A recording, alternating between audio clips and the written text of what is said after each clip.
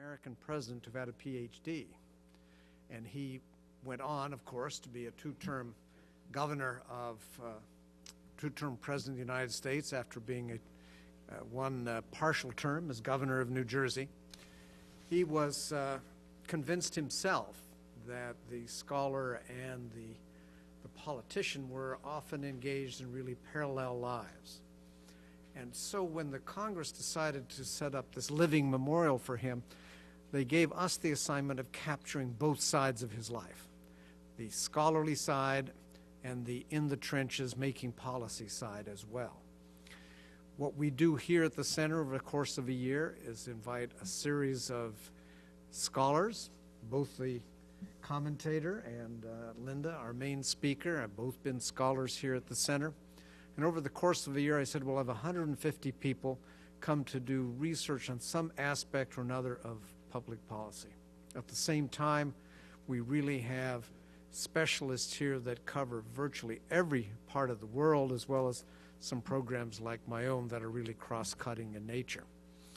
It has been really, it's a place that I think you'll find interesting. Go to wilsoncenter.org. Lots goes on here. I think you're bound to find your curiosity piqued in one way or another.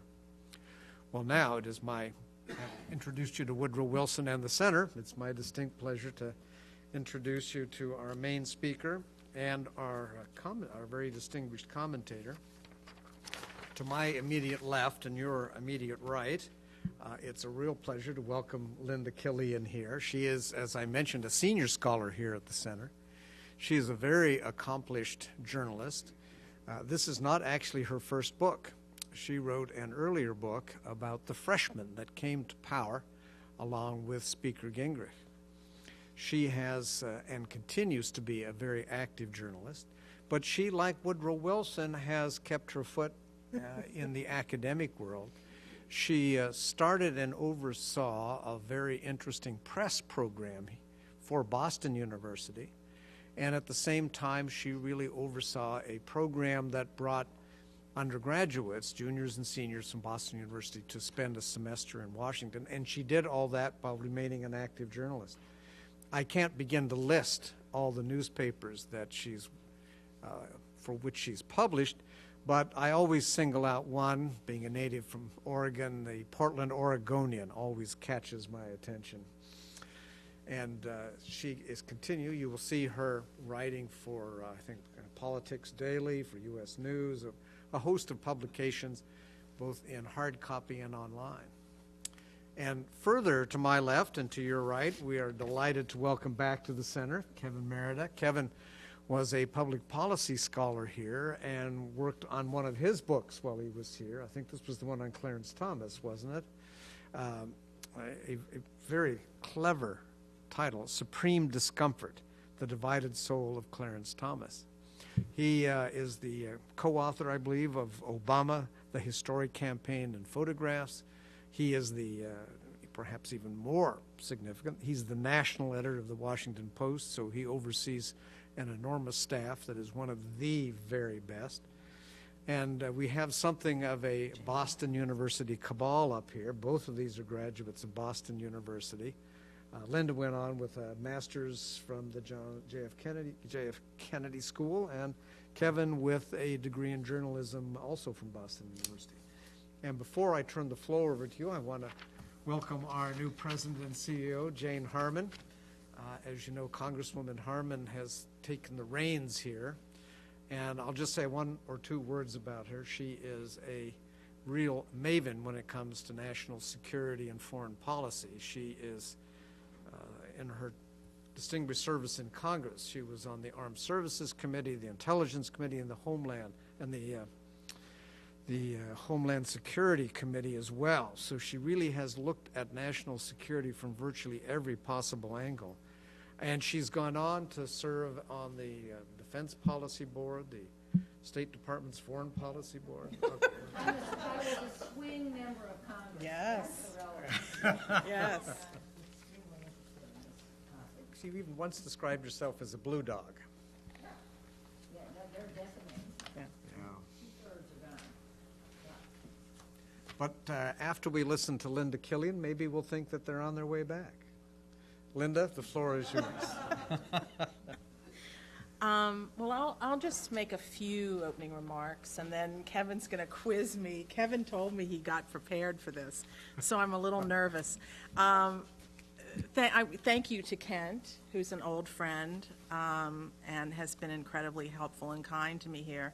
And the Wilson Center has been incredibly helpful and kind, and it's been a great resource, and I've done research here, and it was helpful while I was doing my book.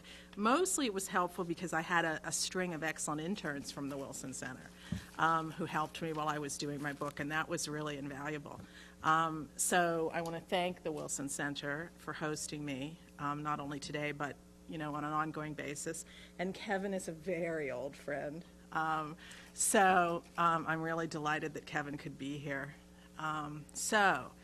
Some basics, and then I think, as I said, Kevin's going to quiz me, and then we'll obviously open the floor to questions. And we do have books outside, so I hope people. I'm going to stick around and sign books too. I point out it is close to Valentine's Day, so. Oh yes, this is a very romantic book. So anyway.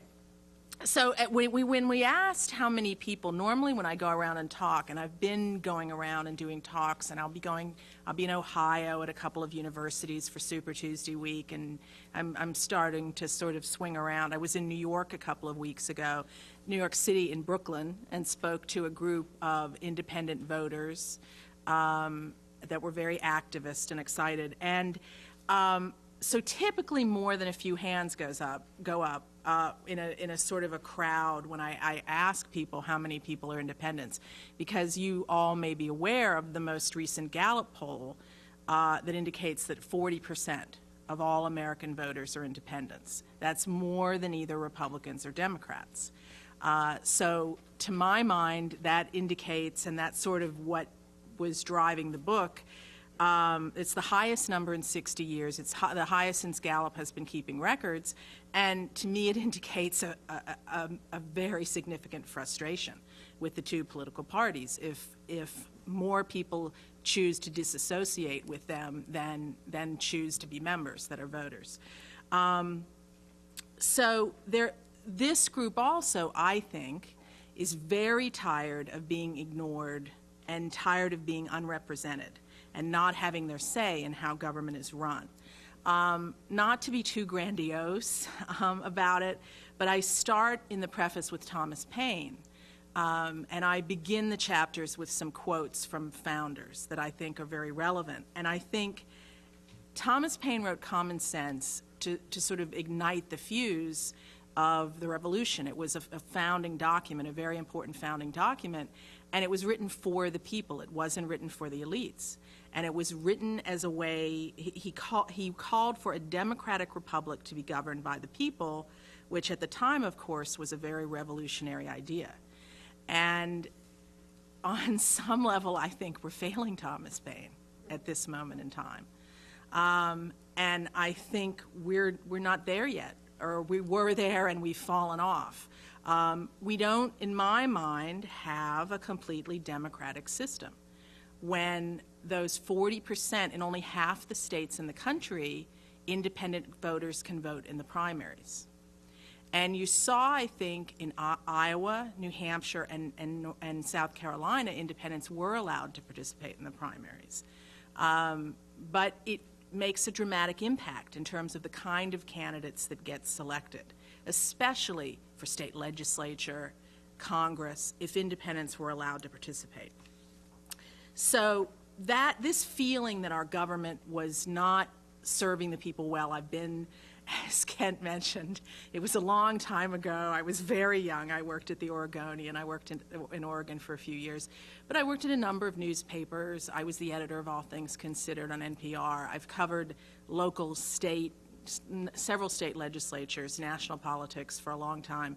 And I've become increasingly concerned about the problems and the sort of systemic rot, in a way, that is affecting our institutions. And so I decided to write this book. And I did C-SPAN Morning Journal a few weeks ago when the book came out, and the host asked me about David Broder, who was a friend and a mentor, and I met, as you all know, he died about a year ago. And I met with him as I was doing the book, and he was very supportive and gave me some ideas and agreed with me that this was a worthy project. And so then I began to reach out to independent voters. And what I found, I did it I was sort of on my own. I didn't get a lot of money for this book, and so I got voting lists from voter registration offices, state secretaries of state and county registration offices, and I would call strangers up, literally in Colorado and Ohio and New Hampshire at 7 o'clock at night, and I would say, I'm a reporter in Washington, you're listed as an unaffiliated voter on the voter rolls, do you want to talk to me? And I'm telling you, 8 out of 10 wanted to talk to me, this total stranger. And they were delighted that someone cared, that someone was reaching out to them. And they really told the same story, whether it was a 90-year-old great-grandmother in New Hampshire, whether it was a college student in the University of Colorado, whether it was a policeman in Ohio, whether it was a suburban mom in Virginia. Their complaints were very similar. And it cuts across race, it cuts across gender, it cuts across age group, this incredible dissatisfaction with our political system. So I started that way. I traveled in 2010 to these, I picked 4 states that I mentioned, Colorado, Ohio, Virginia, and New Hampshire, that I honed in on as the key swing states, and traveled to those states during the 2010 campaign. And I did focus groups, which again, all by myself. I had some partners at universities and different things. It was hard to pull them together, but I did. I talked with, of course, political leaders, activists, citizen groups, and so that's sort of how I launched the book and how I reported the book.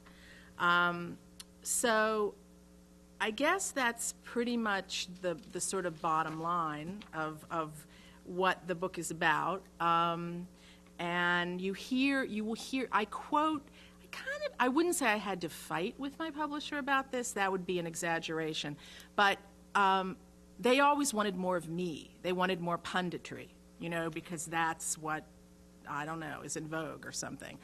And I kept saying, no, I want to hear the voices of the voters. And so there are a lot of quotes in the book. You meet these people from all over the country. You hear their voices.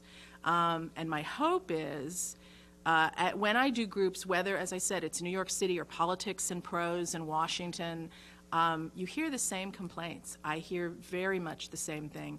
And I hope that they will sort of see themselves in the book and hear themselves in the book and feel that someone is listening and paying attention, because they don't feel that the politicians are. So with that, Kevin? Well, that was wonderful, Linda. I will continue the commercial for the Wilson Center because I'm glad it's here, and the previous leader, Lee Hamilton was I covered Congress, was a great, I think, model for, elected officials, and your current leader, Congresswoman Harman is also fits into that category, and I think also just, it's a great place to come. When I was here, I did, and had a wonderful time of not just, you're working on a book, but it was the conversations with all of the other scholars and the interaction with the people in the public and forums like this that really kind of enrich you and stimulate the kind of intellectual life. And it's great to have this institution here. Feel free to write about that. I will send it. So many of my reporters, now that I'm national editor, seems like every other month a reporter is, going on book leave, and they're also, I'm going to be at the Wilson Center. I think the latest is, Peter Finn's is coming soon. So a lot of people feel like they can write books here, which is good at one level, and another, I don't want them to be gone too long. This is a subject that really is so timely, and I think Linda, has hit the right moment, the timeliness of the book, and it's a rich book. It's wonderfully done, and it's accessible.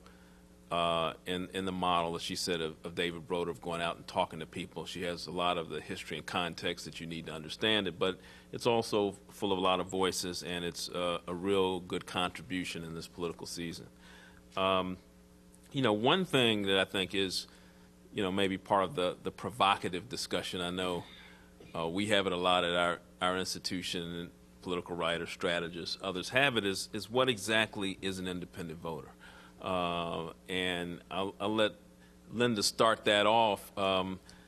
People have a lot of different opinions. I know the independent voters have taken on almost kind of a mythical importance, and some think that they're really just Democrats and Republicans, and there's the slice of the true independent voter that doesn't really have an allegiance with the party is really a thin slice. So I'd like you to kind of define what you see because you've been out and talked to a lot of people and have done this great research. Well, that's an argument that academics make. There's a guy at UNH who is at the survey center up there and who is just an expert on polling and a political scientist, and that's an argument he makes. And I totally dispute it. And that it's a small slice, the true swing voters. And I dispute it quantitatively, using some Pew Center figures, and I dispute it qualitatively based on what I found. Now, the Pew Research Center does fabulous work, and they have done a number of surveys about independent voters, and their most recent one, the one that I used in the book, did a large survey of voters and independent voters, and of the 40%, which Gallup and Pew and everybody has sort of confirmed, of that 40%, half of them, or 20% of all registered voters, say that they have not identified with either the Democratic or Republican Party in the last 5 years. So to me, that is the true swing. That's 20% of the electorate. So that's not insignificant. That's a quarter of the electorate. That's Ross Perot. That's 19% of Americans voted for Ross Perot. So you're talking about almost a quarter of the electorate that really swings and doesn't have a party home, and certainly decides elections, without a doubt, decides statewide and presidential elections. And I broke this group after I didn't really do this until my research. I didn't start out with this, but after doing the research, I sort of determined that there were 4 key demographic groups which is a new thing that nobody has ever done to my knowledge, to the independent voters. And the first demographic group are what I call the NPR Republicans, which we think Don is one of them, but he doesn't. He won't admit to that. But these are Republicans who are moderate, pro-choice, moderate on social issues, who feel perhaps that they would maybe not agree with the Republican Party's current sort of rant about paying for birth control in the Catholic Church, but they're fiscally conservative, and they were turned off by in the George W. Bush presidency. They felt that the Congress, the Republican Congress, they were in control for about a decade, and they were spending just like Democrats. So this turned off a lot of the NPR Republicans, also the mismanagement of the George W. Bush administration and the Iraq War. So a chunk of them voted for Barack Obama in 2008. But they are upset about the growth of government and health care, and so they are totally up for grabs. Romney is sort of their guy. And they've been squeezed out of Republican primaries by the Tea Party. They've really been, it's tough to be a moderate Republican. It is really, really tough as an office holder. But as voters, they're out there, and I think it's a significant chunk. But they are the fundraisers, so they're the guys that are raising the money for Mitt Romney. The second group are the people that I call America First Democrats, who are what we've thought of as Reagan Democrats. They would be in the Rust Belt. They would be working class and lower middle class voters, largely male, more conservative socially than the NPR Republicans. They would not agree with the Republicans on trade policy. And that's the book, What's the Matter with Kansas, I think, sort of touches on this demographic a bit. People that vote against their economic interests, but who felt they liked Ronald Reagan, who felt that the Democratic Party wasn't sufficiently patriotic enough, or, you know, on social issues they had became separated from the Democratic Party. You know, in Ohio, you know, these policemen, firefighters, teachers in Ohio have been Republicans and have voted Republican, but the anti-union effort in Ohio, you saw the vote on that, which was an overwhelming denunciation of what the Republicans were trying to do to weaken the power of unions. And I think that has not won them any friends with the America First Democrats. And I think you're seeing it in Wisconsin with the recall effort. And then the third group are the Facebook generation. Voters under 35 are registered as independents in a higher percentage than any other age group. And I don't know that they swing so much in that they would vote Republican if there were Republican candidates out there that were in the center. But they're few and far between. But they don't like the two-party system. They don't like only having two choices. They mistrust politicians of both parties. They want something different. They're used to a lot of choices in their lives, and they don't understand entertainment and everything, and they don't understand why they only have to have two when it comes to politics. And the last group, the most important, the most sort of vigorous and muscular and large, are the Starbucks moms and dads, who are the suburban voters, who totally decide elections. They went Democrat in 2006, they voted for Barack Obama, and then they swung in a big way in 2010 for the Republicans. So there will be no doubt that they will be deciding the election, and economic issues. Economic issues are always important to them. Issues close to home, education, national defense. At a time like this, economic issues are even more important to them. So those are the four groups, as I sort of identify them, that are the key constituencies of the independents. You made a point about the 2006 election, so maybe I would give a few stats from the Washington Post polling lab. So that election, 2006. I know our polling unit and others have made the same point, was the one that really kind of marked a turning point in understanding of independent voters, because that, as a group, never before since exit polls going back to 1976 had they gone one way by such a large margin, 56 to 38 in congressional elections in the 2006 midterm. So that's and 4 years later, in the 2010 midterm, went to the Republican Party by plus 19. So that, again, illustrating a really big, dramatic shift between two parties in just a 4-year period of midterms. The other thing, just to give a couple of other stats, more current, that our polling, I mean, Washington Post, ABC News, we do regular polling, and our most recent poll had 34% of registered voters identified as independents. But this number has been creeping up since 2008. Most polls were 36% in 2011. I know the Gallup was 40%, so it's all kind of in the same ballpark. That they are more likely to be in the middle ideologically than other voters. Nearly half, 48%, describe themselves as moderate, 34% consider themselves conservative, 15% liberal, and that's lower than the average. In the February polling that we had, our February Washington Post ABC poll, independent registered voters split their vote 48 to 47 between Obama and Romney. So that's a pretty even race the way they're looking at.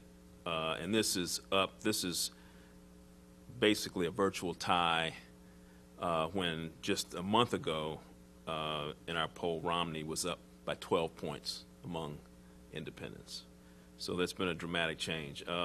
As many people have seen, Obama's overall approval ratings are up like 50% among all adults, but he's still trailing independents. 45% approve of the president and 51% disapprove.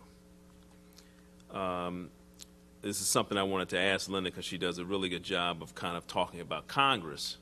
In our poll, overwhelming majorities of independents give negative marks to both Democrats and Republicans in Congress. 6 in 10 independents in a January poll of ours disapproved of both. So that's a pretty high percentage. Congress, because it is, the legislative branch, and it's a lot of where we see the skirmishes between the parties play out nationally. You write that the extreme partisanship in Congress is highlighted by the escalation of unanimous party votes in both chambers. We've seen that rise since 1960. As you note, there wasn't a single roll call vote in the House in which all Republicans and Democrats voted the same way, and only 2 in the Senate.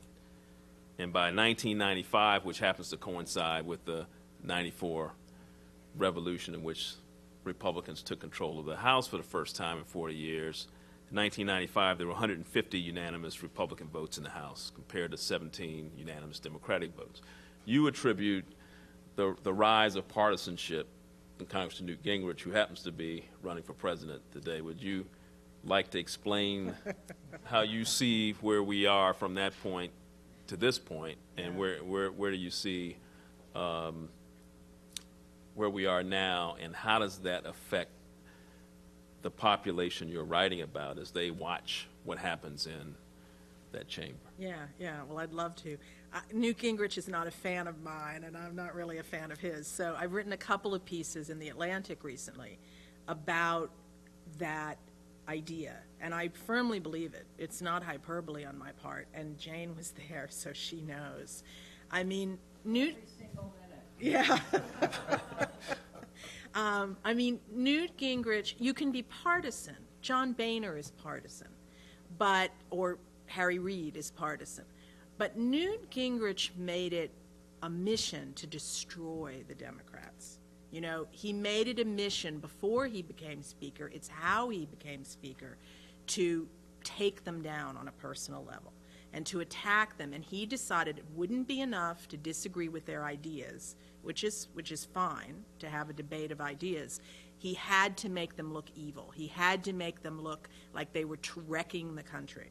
And that is the attack he took in those evening C-SPAN floor speeches that he and his buddies would make when they were backbenchers. And then, of course, they took on Jim Wright and on ethics issues, ironically. He just made it his mission to be, Bill Clinton was the worst president in history, in the same way that you hear the hyperbole about Barack Obama. Maybe some of this is racial, but he's not an American, he's a socialist, he's this, he's that. It's not enough to say, I disagree with the specifics of the health care plan. That's not sexy enough. So he just made these personal attacks and when the Republicans took over, and as Kent mentioned, my first book was on the Republican Revolution, the climate in the House was so... Now, admittedly, Republicans complain that they had been mistreated by the Democrats for years going back, that the Democrats just said, sit in the corner and be quiet, and we'll throw you the scraps. And that's the Republican complaint. But Newt Gingrich took it to a whole nother level in terms of the acrimony and the negative feelings between the two parties, and from there on it was thermonuclear warfare. and it was the parties were at each other's throats. You know, they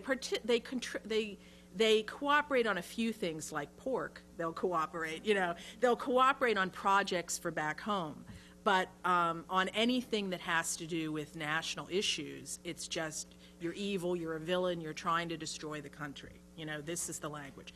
So it destroys people's faith in government. It erodes this incredibly harsh rhetoric that Gingrich began. Started to, just like negative commercials, people say they hate them, but polls show they work. People started to believe this about Congress.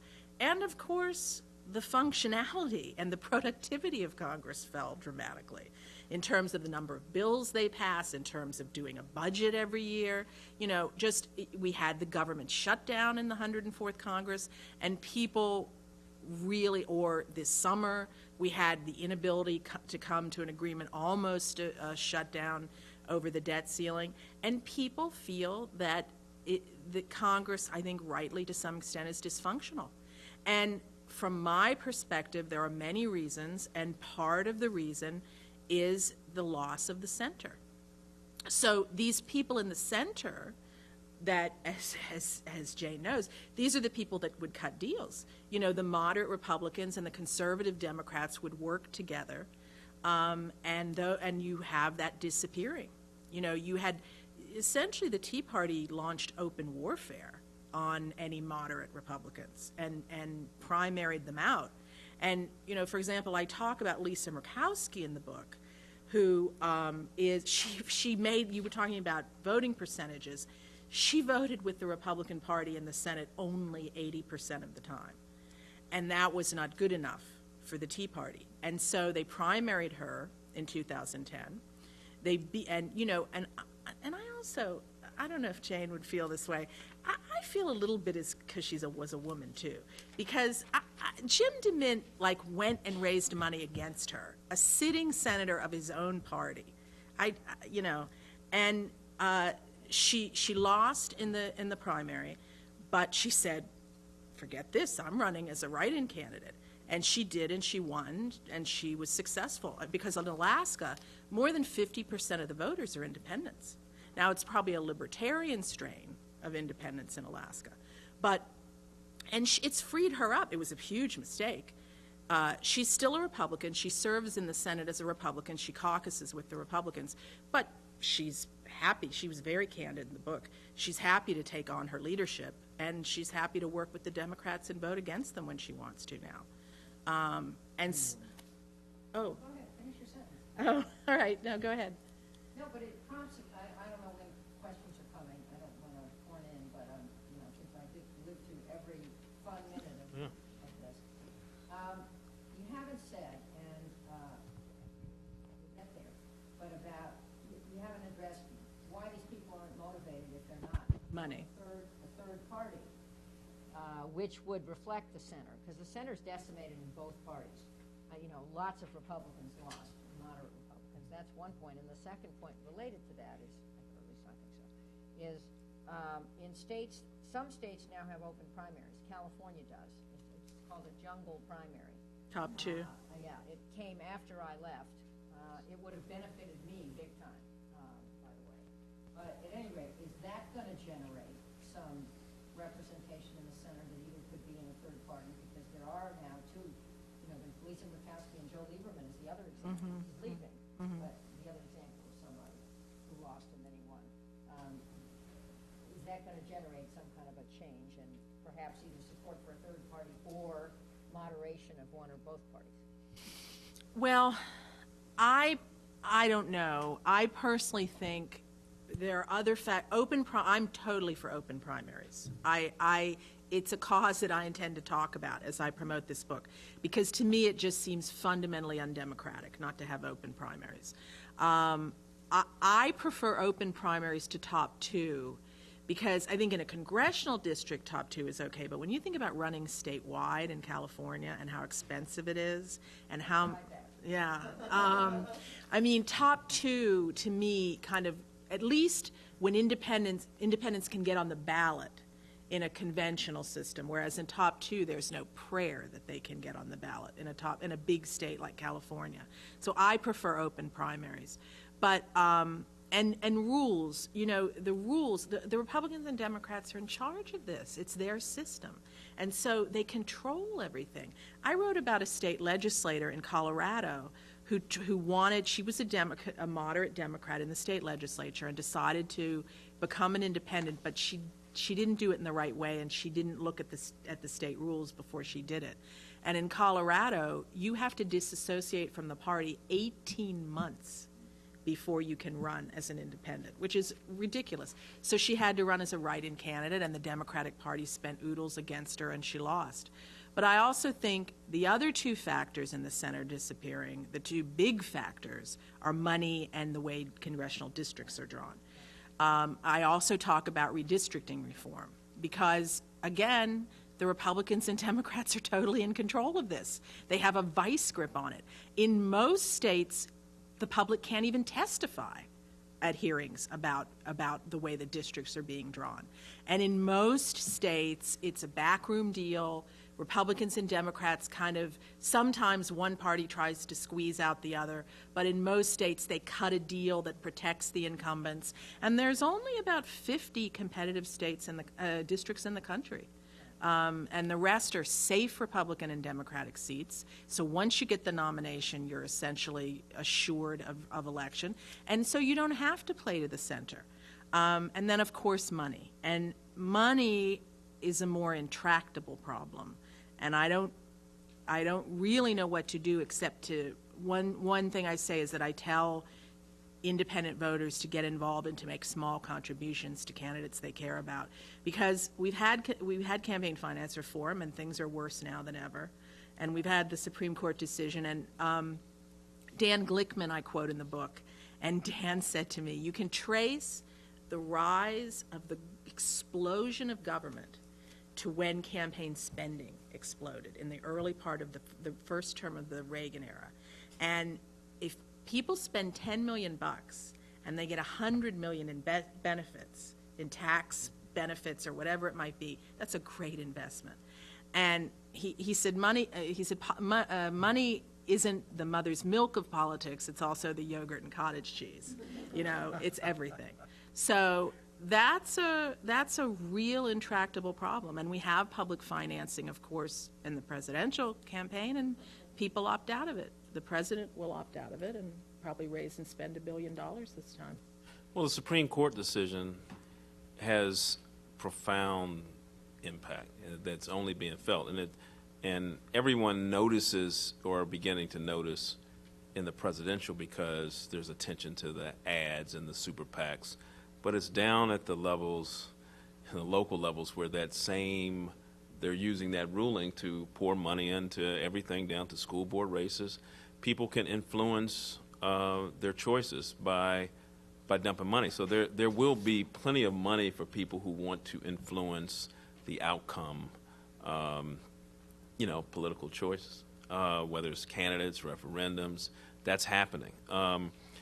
And the thing about that decision is it's, with particularly the nonprofits who don't have to disclose their donors, that is even a greater incentive for people to contribute, because a lot of people don't want to be associated with certain things, and now they don't have to be. To answer Congresswoman Harman's question, though, about the money, is that you do third party, is that you do have American Select. I mean, that's one effort that has money attached to it, has names like Christy Todd Whitman and I think the former chief of staff of Deval Patrick and others who were significant political people and already raised $25 million and have the ability to get on ballots. So the question will be if that experiment in kind of having a democratically elected candidate will work, or who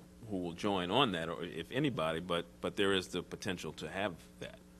Yeah, it's not insignificant. As you said, they've been kind of flying under the radar, but they have more than 20 million. I think they will get on the ballot in most states.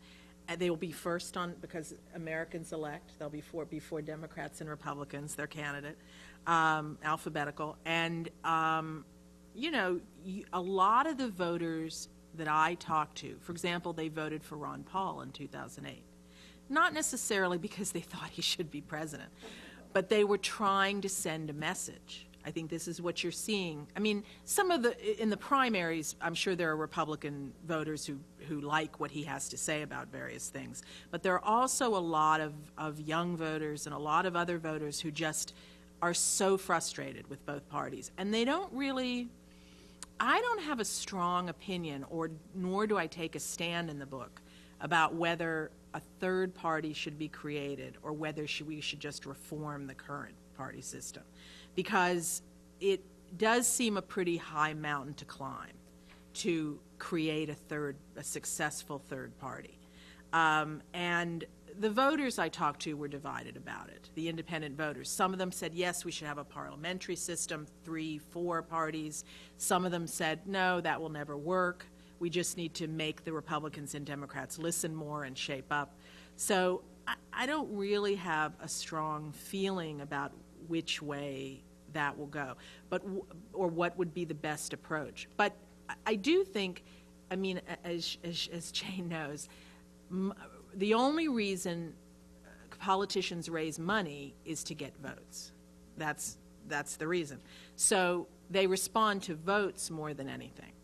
And so if 40% of the electorate is independent, if they got motivated, if they got organized to any degree, if they made their voices heard, they could have a very significant impact. Look at the Tea Party.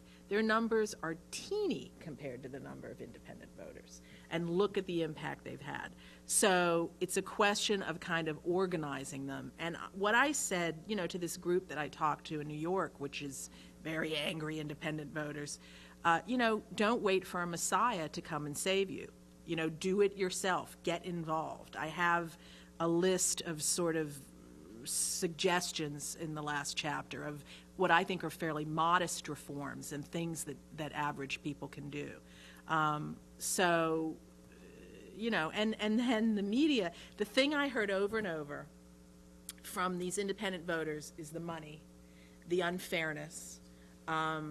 There's one set of rules. It touches on the Occupy Wall Street message, but I heard it long before Occupy Wall Street existed. There's one set of rules for the wealthy, for politicians, and then there's the average people, and they're not listening to us. And they felt the money was just insurmountable. But the other thing they talked about was the media. And the sort of shrillness, and that the media rewards the outrageous and the horse race, and that it's hard for moderates who are working together to get on television in Congress. And we hear from the Democratic and Republican, we hear from the liberal and conservative politicians or activists or political organizers or whatever they might be, consultants, but we don't hear from the center on television. And the Post could use a centrist blogger, don't you guys think? So, you know, that's a frustration of these voters. Very good job. Thank you very much for coming, Jane. I really appreciate it. Why don't we open it up for questions? And I'm going to use the prerogative of the chair to ask the first question. You mentioned Ross Perot. Mm-hmm. Did any of your independents mention him or the Reform Party? And what happened to the Reform Party? Well, it kind of just languished and died. Yes, if they were old enough, they definitely mentioned Ross Perot. Or even one of my young voters in Colorado said her parents voted for Ross Perot. The Reform Party, you know, was sort of absorbed by, there's something called independentvoting.org, which is this group in New York that I spoke to. And is it Lana Falani? Yeah. Is that her? Yeah. Lola Falana. Lenora Lenora Falana. Lenora Falani. Yeah, Lenora, that's right. She challenged Ross Perot in 1996, I believe, for the for the presidential nomination of the Reform Party. Yeah, she's run a number of times, including affiliated with Linda LaRouche at one point. Yeah, and at various other independent. She was at my event in New York, in Brooklyn. So the Reform Party has kind of been absorbed by this independentvoting.org group that is trying to organize independent voters in some way. But it's a real uphill battle in the same way. You have a few groups in this. Kevin mentioned, I don't really know where Americans Elect falls or what their motivation is, or it's a little mysterious. But you have the Coffee Party, you have Third Way, which is a think tank here in Washington. They mostly support centrist Democrats. You have No Labels, which are all kind of operating in this sphere of the center. And you have a lot of groups on the internet. You have a lot of sort of just groups, that have established websites and blogs and stuff around the country because they're so frustrated. So. Let me go to Steve, and then Don, and we'll go to the lady here, and then the gentleman there. And if we could wait just till you get a microphone, and then please identify yourself. Stephen Shore, you haven't discussed what I call the Yeats problem, where one of his poems he wrote that the best lack all conviction and the worst are filled with passionate intensity. So I've never met a passionate centrist. And so why people... I'm one. Okay. Nice to meet you. Seriously, on my Twitter little description, I have passionate centrist as well as senior scholar at the Wilson Center. It's true, though. I mean, moderate, by definition, is, they don't tend to get all wound up. So that is part of the problem. They're not screaming like Tea Party people. They're not saying overthrow the government. They are angry. But it's like a quiet intensity. It's a quiet, simmering anger. They're not likely to march on the state capitals. So that's a bit of a problem. And Annabelle Park, who is one of the founders of the Coffee Party, she and I have talked about this. How do you get these people organized? How do you motivate them? How do you get them off the couch? And I can't pretend I have the answer to that. It's tough. It's really tough. Don, we make sure that you have the microphone here. Don, right here in the front. Thank you, Don Wolfensberger. Welcome back, Linda. You've been here the whole time, actually. I am always confused about the topologies, and you've got a very interesting topology, 4 breakdowns there with the Starbucks moms and pops and the NPR Republicans and the Facebook generation, and then the other is the old Reagan Democrats. You call them the America First group. I was looking at 2 other Pew things where they broke it down, but one was in May of last year and another was in September. And in the May one, they talk about 3 groups: the libertarians and the disaffecteds and the postmoderns, which is like your Facebook folks, the younger ones. But then in September, they're talking about independents being broken down as shadow Republicans, disaffected, shadow Democrats, doubting Democrats, and then the disengaged. But so it's very confusing to me when I try to place myself as a sort of a moderate Republican in one of your groups. I don't consider myself an NPR Republican. I was never a Rockefeller Republican. Rockefeller was a big government Republican to me, not, as you say, someone who was small government and fiscal conservative. He was a big government Republican. I don't listen to NPR. But maybe I'm a mom and pop Starbucks, but I'm not a pop. But anyway, I'm not sure where I fit in these categories that are set up by Pew and you.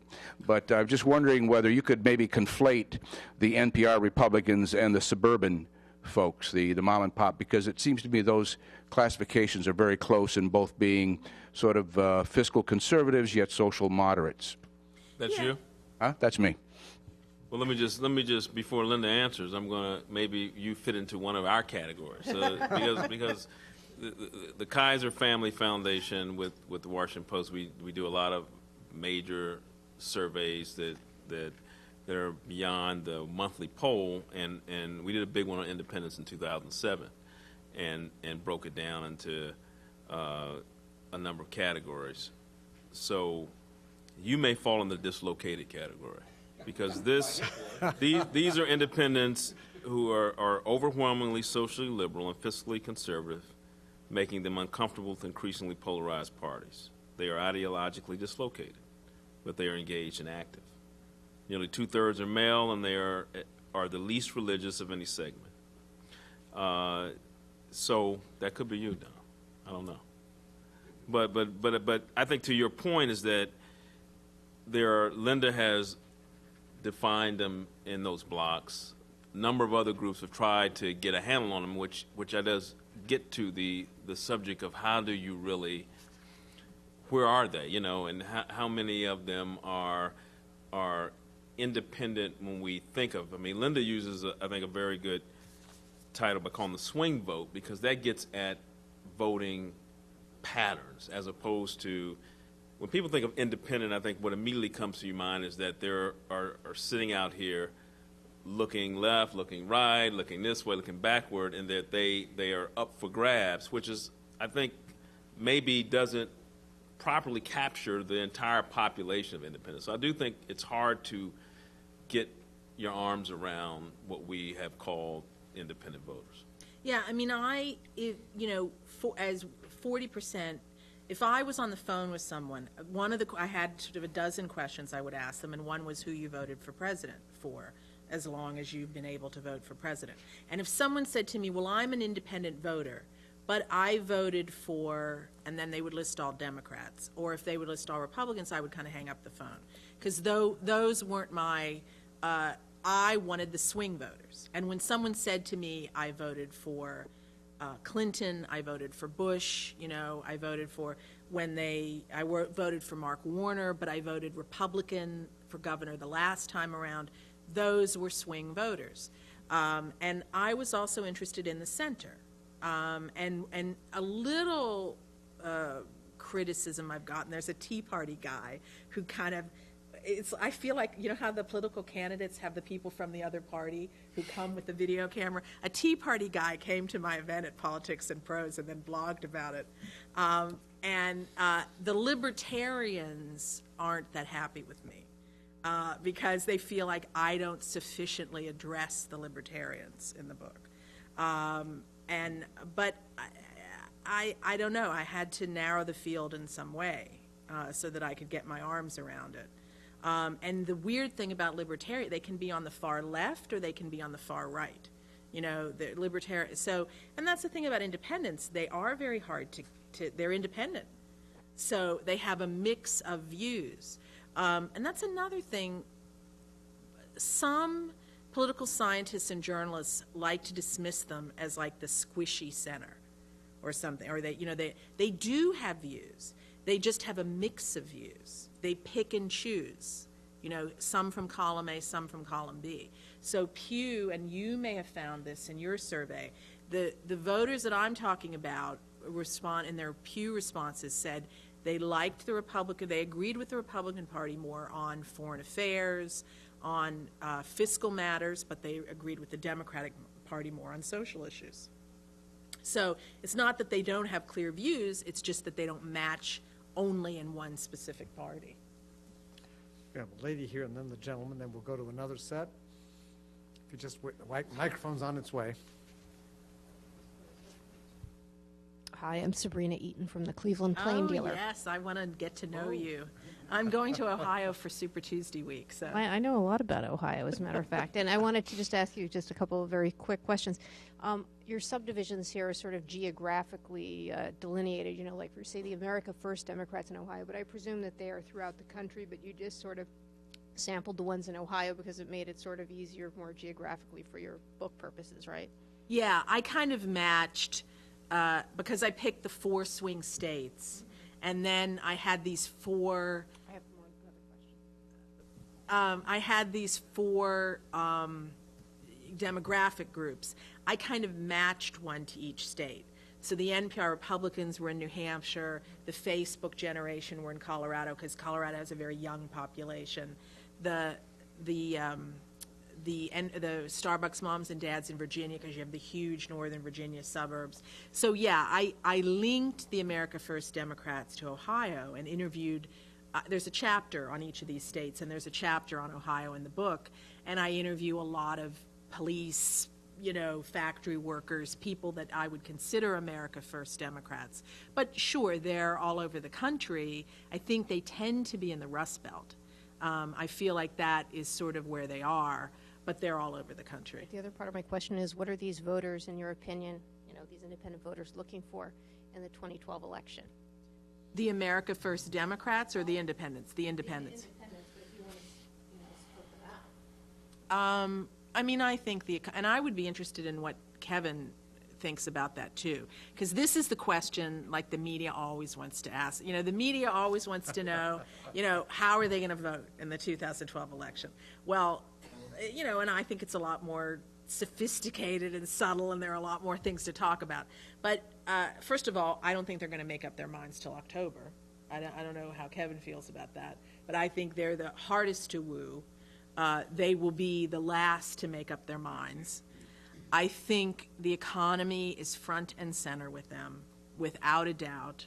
It will be, no matter if the jobless rate ticks down a point or two or stays at 8 or whatever. The economy, I was hearing about it when I was traveling around. So the economy is really front and center. And they also, they long for the independent voters that I talked to, and it was self-selecting to a certain extent, because if someone didn't seem that well informed, I didn't really spend time on them. So admittedly, the independent voters I was talking to were well informed and engaged. They long for more substantive discussion. They want, which is why they would be so turned off by this Republican primary, and by this sort of name calling and negative ads and contraception. Come on. When I actually did an op-ed that we're shopping around. When 98%, the Guttmacher Institute, 98% of all Catholic women use contraception, which is the same as any other religion. It cuts across whatever religion you are. So whose religious freedom are they protecting? Are they protecting, these parishioners obviously have chosen practicality over religious dogma. So who are they protecting? The sort of hierarchy of the church? I think this religious freedom, it's just another way to try to wave the culture wars flag. But interestingly enough, from the America First Democrats, who a lot of them might be Catholic, white male, I don't think they'll buy this. I think they see it as just more political crap. They say, where's the beef? Let's talk about the real problems this country faces. And I heard that over and over. There's the gentleman right next to the distinguished lady from the plain dealer. Do you want to add anything, Kevin? No, only to add to the question here from my colleague. Just what I said, that right now, it's split, 48 to 47. At least our latest poll that just came out last week, that between Obama and Romney. So it feels anyway at this moment in time that independent voters are kind of divided. And, I think certainly the Republican Party, and that's one of the cases that Mitt Romney's made, that he'll be more attractive to independent voters. That's one of his cases for the nomination. But I think he would have been. I think a year ago, I would have said that Mitt Romney would be a very significant threat to Barack Obama as someone that could appeal to the swing and independent voters. But I have to say, with the Swiss bank accounts and the Cayman Island bank accounts, and this totally taps into the idea that I heard over and over, that there's one set of rules for the elite, and there's one set of rules for everybody else. And I really think that's a substantive, and again, I think the Republicans can cry, what do they call the class warfare all they want, but it's not about class warfare. People don't mind that he's rich. People don't mind, people mind that it seems like, that he pays half the tax rate that they pay. Capital gains, I mean, there's no proof that cutting capital gains, capital gains were twice as high in the Reagan and Clinton administration, and, yeah. So where is it was this rate in the George W. Bush administration, and where are the jobs? So I think people are, it's a lot more about tax policy that will promote job creation, not, as the president said in his State of the Union, not allowing companies to write off when they move jobs overseas, various things. So, yeah, it's about fairness. I think these independent voters feel that acutely, that the system is rigged. They really feel that. Gentleman was Bill D'Antonio, Institute for Policy Research at Catholic University. I do have my Catholic study, but I'm not going to talk about that one. By the way, the laity do not look to the hierarchy on birth control or abortion. I've been studying all roll call votes in Congress between 1970 and 2010. Wow. All roll call votes. It's a crazy long set of data. And I have been watching the gradual move from the Great Senate and the Intelligent House to the total polarization that exists today. The most telling change of the data is not what happened to Catholic senators and Catholic House members. It's what happened to the mainline Protestant Republicans. Mm-hmm. Before Reagan, they were 75% pro-choice. And all the mainline Protestant churches have theologies that allow for a pro-choice position. By 77, 78, 79, 80, they were 75% pro-choice. 1988, they're down below 50%.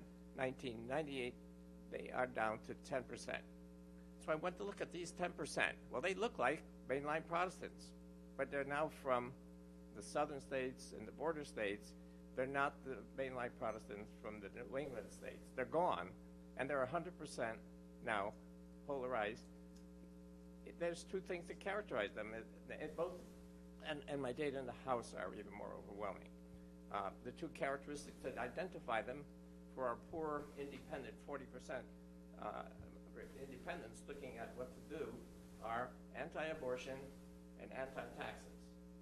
That's the combination. Whatever you might want to look for, if you're looking at the House Republicans and the Senate Republicans, that's your package. To get the way to get elected as a Republican. Yeah, right. And there is an article, by the way, on what happened to the pro-choice Republicans. It's in Conscience magazine.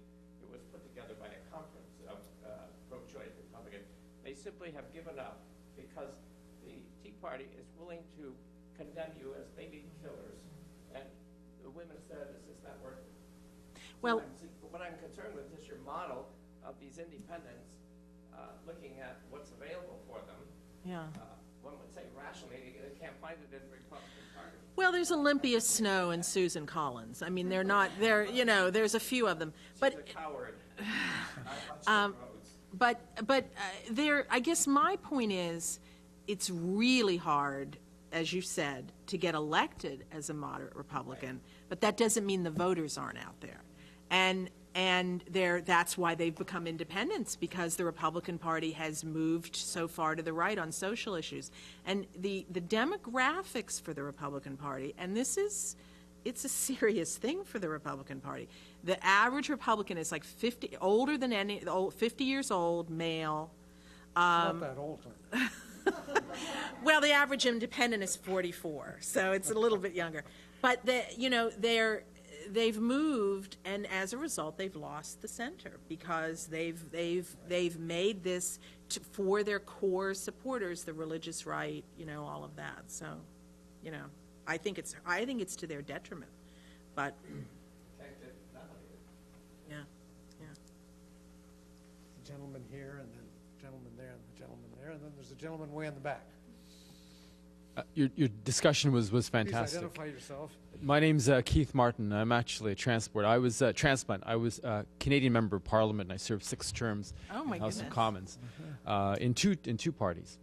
I actually wasn't booted. I actually left because of the toxicity that has infected our House of Commons and is destroying any sense of rational discourse on the big challenges that face my country.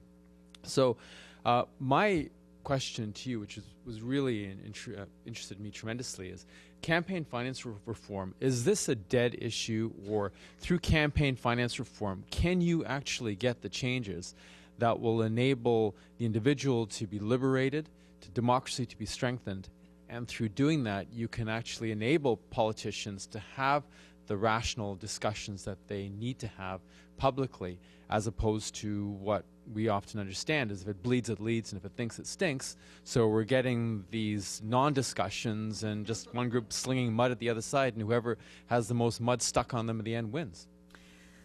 I will be interested what Kevin thinks, too, because it's a really intractable problem. I mean, I think on some level you kind of need a constitutional amendment after the Supreme Court decision. If you want to try to limit, money is speech, the Supreme Court says. So if you want to try to in any way limit independent expenditures, super PACs, all of this sort of thing, I think probably the only way to do it is a constitutional amendment. And there doesn't seem, what are the chances of that? And there doesn't seem to be any appetite, even though people uniformly, when I did focus groups, talked about this money in politics issue. There just doesn't seem to be the appetite for public financing, in the same breath. So I don't really know. What do you think the answer is, Kevin? Well, it's kind of like you're having a shootout in the public square. No one's going to put their gun down first. So everybody says they don't want, you heard in the debate Republican candidates saying even as they were running ads, even as their super PAC affiliates were running ads saying we don't really want super PACs, as though didn't have the power to stop them, But the truth is they don't want to disarm when they think the other side has weaponry. So we've created a system of government in which that will be when winning is so paramount, and people feel like the stakes are high. I think the media part, that's the one issue that I wanted to comment on, because I think, and I totally believe Linda's reporting with the independents and saying they want a more civil discussion and want more. You can see how in the talk shows where they always want to have someone on the left and someone on the right because they want to create a debate. But I think the more dangerous or what's really creating the warfare that we see that's becoming more and more polarized is just the times we're living in. That's the big picture. I mean, it's Twitter, Facebook, it's social media, it's the instantaneous communication, and the media, as defined, we're not really the problem. The Washington Post is not. I mean, we're the salvation. I mean, in some ways. I mean, because we're the only place that you can cut through and get a sense of some authority and get the range. There are not many people who do what we do in the New York Times or others. I mean, everybody. The media has become a collection of niche media. I mean, it's individual, whatever issue you have, whatever, you go to a site and people dial into it. We did a big story about that. Mark Fisher did a really good story looking at 3 different households. People go to the media that validates their point of view. And they have those options, and so you go to the places that have producing the kind of content that you relate to, and then that's where you draw your objective, quote unquote, objective information. So what you learn about the country's fiscal condition, the unemployment rate, this issue on contraception is informed by where you get your information.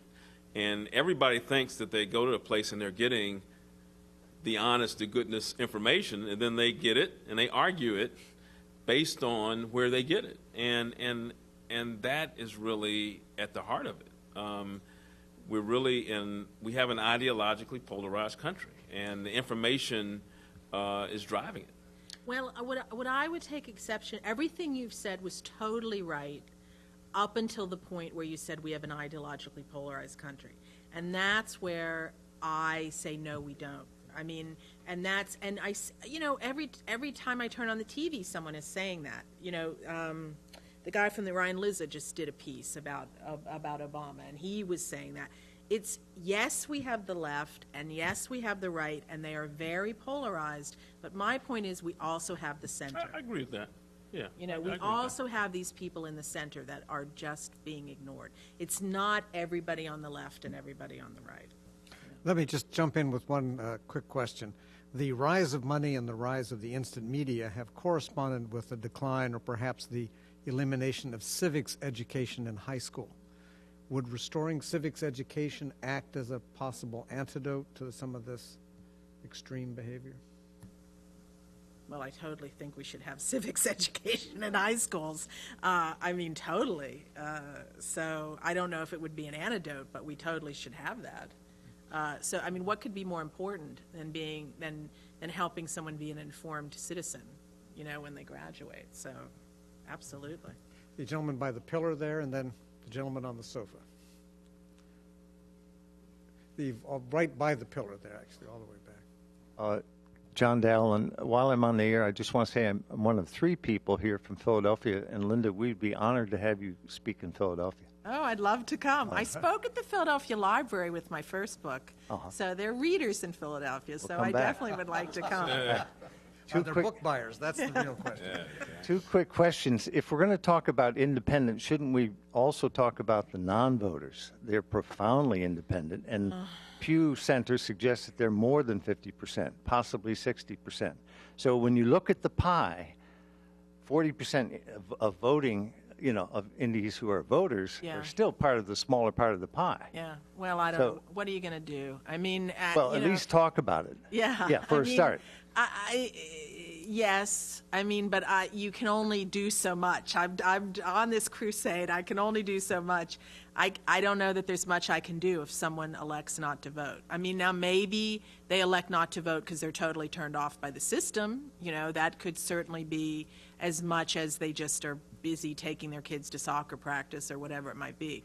But, yeah. And another point, and I don't know if Kevin has an opinion about this, another thing, and I have a website. I'll tell you guys my website because I'm trying to increase the hits on my website. It's www.lindajkillian.com, and that's also my Twitter name, Linda J. Killian. And the public can comment. They can send me, they can make a comment and they can send it in. And I just got one yesterday, and they were like, well, what about the Electoral College? You're not talking about the Electoral College. And someone called in on C-SPAN and said that too. So, that it's not, some people are very concerned about that it's not direct democracy because of the Electoral College, but there again, we'd need a constitutional amendment. So, I don't know. There's only so much I can do. The other part was what moved you to pick the 4 states that you did pick in discuss? How did I pick them? Yeah.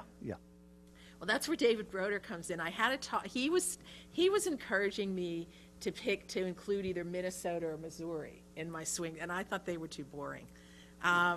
So I didn't. I hope he would forgive me. I say this in the acknowledgments that I didn't include those that he had encouraged me to include. I just wanted one. I wanted 4 what I consider to be important states, either by the number of their electoral votes, which would be Ohio, which has determined the presidency, I guess, for the last 100 years. It's you just can't win without Ohio. Or for characteristics that they had, one from each region of the country. Ohio,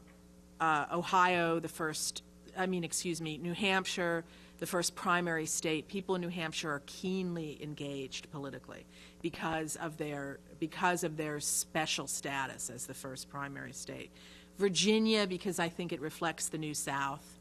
And it reflected a lot of things demographically, racially, that I wanted to talk about.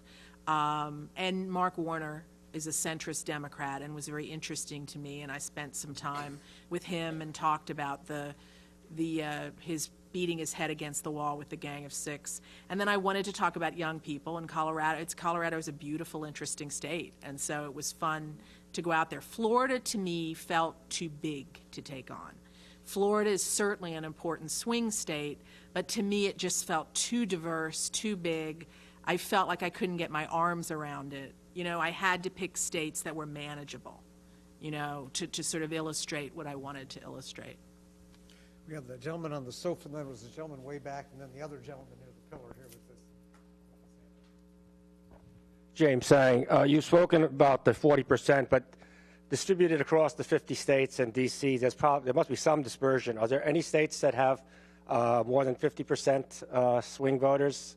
Or what are the highest swing vote states? Take 3 questions, if you would, because we're running short of time. Okay, all right. Alaska's one of them. New England, Connecticut has really high numbers. I don't know, by the book. I can't off the top of my head. There are some states where it's higher than 40% for sure. Maine is very high in Maine, independent voters. So there are some states where it's lower. California, it's lower, you know, so. Yes. Alaska would be one. Yeah, there are some where it's above 50%. Oh, I think it's a variety of things. History, a libertarian streak. I think there are a lot of factors that determine that. Maybe the ease of participation for the independent voters, you know, how much you get penalized if you register unaffiliated and whether you can participate in primaries, you know. So there's a lot of factors, I think. The gentleman in the back and then the gentleman by the pillar here. Just take both of those questions, and then we'll give you both a last comment. Okay. Hi there. My name is Nick Troiano, and I actually run the campus program for Americans Elect and deal with young people and trying to bring them into our new nominating system. My question is similar to the gentleman before me in terms of participation. I think all else being equal, this year the youth vote would probably be a lot lower than it was in 2008. Do you think the presence of a third candidate on the ballot, an independent, would increase participation, especially among young people? And the one thought I wanted to throw in, too, was I was looking at some exit polling from when Perot ran in '92, and about a quarter of his voters said they wouldn't have otherwise voted in that election. So it might be a factor. I was wondering what your thoughts were. Yeah, it could. It depends who it is. You know, it depends who it is, if it's a candidate that appeals to young people. Obviously, you know, young people like Ron Paul. And people like to talk about, oh, it's because he wants to legalize drugs, you know. But to me, from what I heard from independent voters, they see him as a truth teller. They see him as an iconoclast. They see him as someone who's willing to throw it all down and not just give them the same kind of political pablum. And that's one reason that young people like Ron Paul. So totally a third-party candidate could appeal to young people, but it depends who it is and what their message is, I think. Will Amatruda, regarding the America First Democrats, what others have called Reagan Democrats, do you have any differences with, say, Tom Edsall in his book Chain Reaction and his other writings about these folks? You know, I haven't read Tom's new book. Tom had a new book. Is Chain Reaction his new book? No, that's the old one. Earlier one. What's the name of this book that came out a couple of weeks ago? He had a book that just came out a couple of weeks ago. I can't remember the name of it. Yeah. I'm not sure, to tell you the truth. What he talks about centrist Democrats. Well, it's really a take on the death of the Roosevelt coalition. Oh, I see. The appeal of Reagan for these folks. Oh. And then he did another book that turned out to be very badly timed, I think called Building the Red America. Mm-hmm. And of course, it came out just before the 2006 election. Yeah. I don't know that I can speak specifically to him. What I would say, as I see it, because I've thought about this a bit, and before I did this book, I was actually thinking of doing a book on the Democratic Party. So I've thought a lot about the move of the Democratic Party and Reagan's appeal to Democrats. You know, it was mostly, I think, it was a lot of factors that I think the Democrats would do well to tap into in terms of, you know, don't be shy about being patriotic. You know, don't be shy about saying this is a great country. It doesn't mean you have to say that there aren't problems that we need to deal with, but I think people liked his, and some critics would say it was sort of a vapid optimism, but I think people liked his optimism, his patriotism, his strength. It was again coming out of, you know, the Vietnam era, when the democratic social issues, whether it be feminism or race or on many issues, turned off a lot of men, a lot of Southern voters. And so Reagan used that to his advantage, I think. And I think a lot of it was, you know, style over substance in terms of what actually would be good for these voters, and on their own personal level economic view, which is what Tom Frank writes about. But I just really don't think the Democrat, this is sort of off the point, I don't know that this has a lot to do with this book, but I don't think the Democrats should be shy about being patriotic and saying, you know, the Republicans don't own patriotism or God, you know, and you know, I don't think they should be embarrassed about that. I don't think they should, oh, God, God, God, every third word. But, you know, I don't think they should be embarrassed about strength and, you know, this idea, you know, this weird kind of straw man idea that the Republicans throw out there that Obama doesn't believe in American exceptionalism. You know, to me, of course, America's an exceptional country. You know, it was the first democracy since ancient Greece. You know, so I don't see why you should be embarrassed to say that. So anyway. Kevin and Linda, how about very last comments? Well, I just, you know, enjoy being here and listening to my friend, listening to my friend, you know, very eloquent dissection of, you know, the state of the swing voter, and a really terrific book that I'm glad to have to continue to look and reference as this campaign continues, because it is, you know, what I meant to say as part of my, when I said about the country being ideologically polarized, I do believe there is a lot of polarization in the country, but it's mostly as the elections have identified, it's divided. The country is divided, and really equally divided as evidenced by the elections, you know, the national elections we have and how close they've been, you know, with the exception, we called last one where Obama with 53%, we call that a blowout, you know. But they've been really, and I think that's where the country is, very divided country, and all the polling has shown the independents are very divided right now. So I look forward to seeing it, and I'm just glad to be here. Thank you, Kevin. Linda, the next to last word is yours.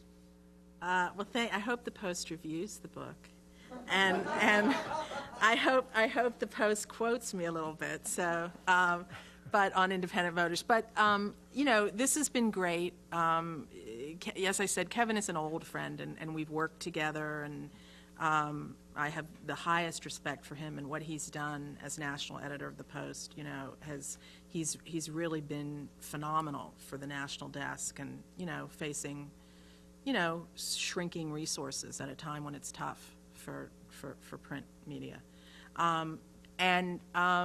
You know, I think this is a really important subject. You know, I'm pretty passionate about it because I really do think it's important. And I really hope, I think it's a good read, I think it's a fun read, I think, as Kevin said, it's accessible. But at the same time, I think having a lot of meat to it, too. And I hope that the independent voters find it. And that it's hard to get the message out, to tell you the truth. It's hard to get the media's attention. I sort of feel their pain, you know, as I've been trying to get the attention of the media for this message. They're so obsessed with the Republican primaries right now.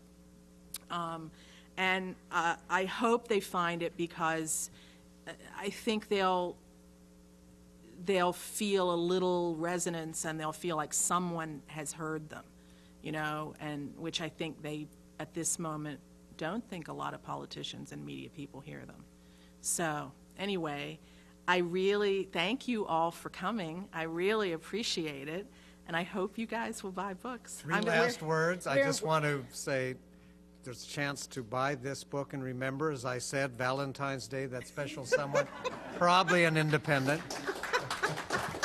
And I'll be outside, right? Signing That's books. right. I think we can even get the author to sign a book or two. And please join us for a glass of wine and a little great. something outside. Thank so you, thank you Ken. again all for coming. Great. Thanks, Kevin. Kevin, I really thanks very appreciate much. it. Did you, About Ohio, it's no Republican was ever elected without carrying Ohio. Yes, but yes, yes. Democrats, Kennedy lost Ohio, and I think there were other. He's the last one, I think. You may be right on that. Yeah. But no Republican was ever been elected without carrying the state. did you try to, maybe write a piece for Carlos about the independent vote? I am going to write one.